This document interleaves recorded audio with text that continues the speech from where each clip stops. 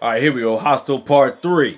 We start with this guy wandering around the hotel. He gets to the room and he sees this big guy along with this other chick named Anka, whatever her name is. And we think this guy's the threat because he got vodka and a knife inside of his briefcase. But the guy Travis offers him beer. Turns out the beer was laced. Travis was the drug villain around here. And we find out he's a part of the elite club. The ones that had the dog tattoos on their arm. Remember that shit? Then all of a sudden we get to this couple with Amy and Scott. This guy by the name of Carter comes out of nowhere. He's supposed to be taking Scott to like some type of bachelor party or whatever like that because Amy and Scott supposed to be getting married. Thing was, Carter told him they were supposed to be going to Palm Springs. But Carter lied. He's taking them to Las Vegas. So he's supposed to be meeting up with two of his boys, Justin and Mike.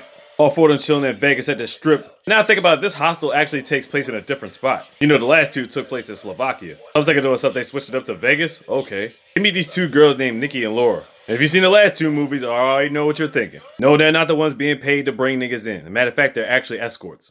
They actually recommend them to go to this abandoned building, this random spot, so they can party. A taxi takes them there. This boy's gonna get lost around the corner for a minute, so it's just Scott, and all of a sudden he gets gagged. You're like, oh shit. But it really just turns out to be a setup for his bachelor party, and yes, the strippers are there. They had the spot, they had their fun. Mike was with Nikki the rest of the night. He was in there clapping cheeks. Laura was trying to give Scott the business, but Scott was like, yeah, I'm not trying to cheat, you know what I'm saying? He actually cheated on Amy before, she actually took her back, so he ain't trying to do it again. Next thing you know, he gets sick, he starts throwing up. He goes outside the spot to throw up, and the taxi cab driver was still looking at him. He was still sitting outside the whole time. He just passed out near the trash can. Next thing you know, they all woke up back at the spot. Everybody was there except for Mike. First, they weren't really looking for him like that. Then they started calling him, and he didn't answer the phone. They started to get worried. Next thing you know, Mike is sitting in a cage next to the straw guy that got kidnapped at the beginning of the movie. His girl not in the cage no more either, so you already know she done deal. Then they bring Mike in. So apparently the guy, Travis, my bad. Apparently Travis is the main coordinator of all these niggas out here in Las Vegas. But the hostile treatments and all that. And he sets it up like a show, like a spectacle for other rich people to watch. Kind of like how the people were watching the final battle in Squid Game, something like that.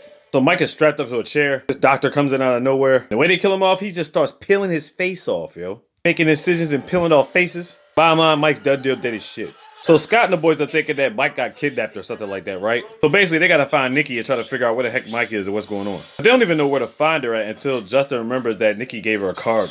He leads them to this trailer park spot somewhere, but nobody's there. All of a sudden, Laura pops up with this other dude, big guns drawn on him. He's like, what you doing breaking into the house? Obviously, he's telling him, they looking for Mike. The scenario in all this is Nikki didn't come home either. And then they showed Nikki was kidnapped too. Then they showed her strapped up in the room. They knocked her off in the most humane way possible. The doctor came in on her. He started spraying this stuff around her face and her neck and body. Then started throwing cockroaches all on her. Whatever the smell was, the cockroaches went straight in her mouth. And she died like that. Done deal, dirty shit. So this is a trope that normally goes on in this series. This guy, Travis, took a picture of Nikki, right? There's a text message to the guy's phone. He gives the information to where he's at and what's going on. Basically, he's about to round all these niggas up. So the crew's head towards a spot. Justin stays in the car because, you know, he's handicapped. He says he can keep a lookout. They go to the apartment. Of course, they get ambushed. Now I'm thinking to myself, Justin can follow these guys and try to get the jump on the vehicle that's there. But Travis pops out of nowhere. He playing for that shit too. He gets Justin duffed. So now he got everybody. They end up taking Justin. He goes first. That big strong dude was still locked in the cage. I'm like, why did they keep him for so long? I don't get it. Justin got him strapped up, ready for the show. This random chick comes in there and starts piercing him to death with arrows. Justin done did his shit. Carter saying like, hey, what the heck? You kidnapped me too? I ain't supposed to be up in here. But like, what is he talking about? All of a sudden, Carter shows a tattoo. He's part of the group too. He set this whole shit up, man. So quote unquote, apparently he didn't want to get his friends involved, but he had debts to pay off, right? So apparently he quote unquote had no choice. So now it's time for Scott to go in the room. Laura's like, no, don't take him. What are you doing? They put Scott in his tuxedo and then he's strapped to the chair. But this time ain't no doctor or nobody else is coming in there like that. Instead, Carter's coming into the room. Carter tells him this is all about him. The other friends were just collateral damage. The reason he even brought Scott here to do this was because Carter's always been after his girlfriend, Amy. Basically, he just wanted Scott out the way. So basically, his beef with him is all about jealousy and hatred. So Carter thought he was just going to end them like that. But then Travis pushed the button so that they undo the chains. Scott gets up and now he has a chance to battle to the death. Carter gets beat down. There's a bunch of smoke that clouds the room. And Scott somehow escapes the room. Now, how's he do this? It's a pad near the side of the door that scans the tattoos. He cut off Carter's tattoo and put it up against the door. So as he's trying to find himself a way out, the strong man gets the guard over again. When the guard tries to tase him, he takes the taser out and stabs him with the taser. And then he gets free.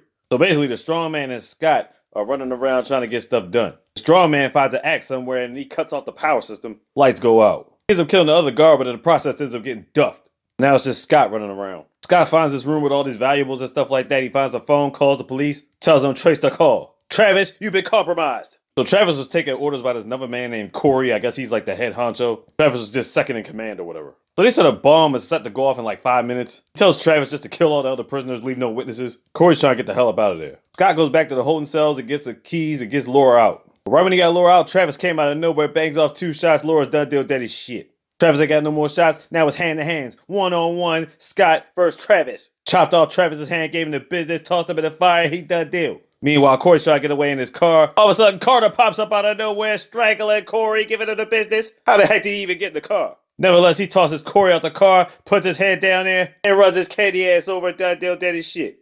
Carter's got his car, he's dipping off, he's driving off the place. He sees Scott running, trying to get up out of there. And Carter goes back to lock that gate so he can lock Scott in. Carter gets back in the car, dips off, the bulb goes off, the whole building blows up, and Scott done deal dead as shit. Next thing we see is Carter back up with Amy, and they're looking at this urn, and we're like, oh snap, can we assume that Scott's done deal? Carter go get the girl back and clap cheeks. Come to find out Scott popped out of nowhere and choked out Carter. How the heck did he survive that bomb explosion? It was only a surprise like half the side of his face was messed up. Like you could still see the rest of his face. It was just crazy though. Like now they back in their own house. They got him strapped to a chair. Then they finish off Carter once and for all. Scott carves his face up with a weed whacking lawnmower type contraption. Carter done deal daddy shit. And Amy and Scott live happily ever after. Well, I thoroughly enjoyed this trilogy. All about a bunch of carnage and craziness and mayhem. So the first 2 took place in Slovakia, and then the third one they just switched it up all together and sent them to Las Vegas. I thought they could have continued the story with Beth or something like that, you know what I'm saying? Oh no, it was a nice way to spin it. Hostile business, give it all the business.